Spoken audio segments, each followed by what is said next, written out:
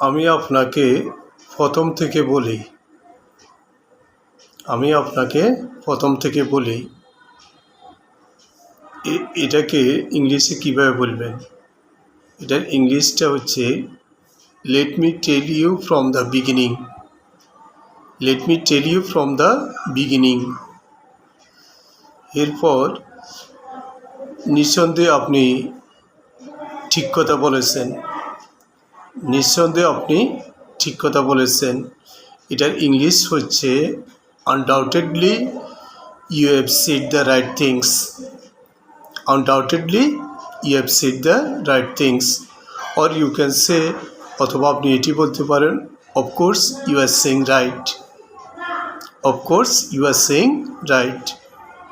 Thank you so much for watching the videos.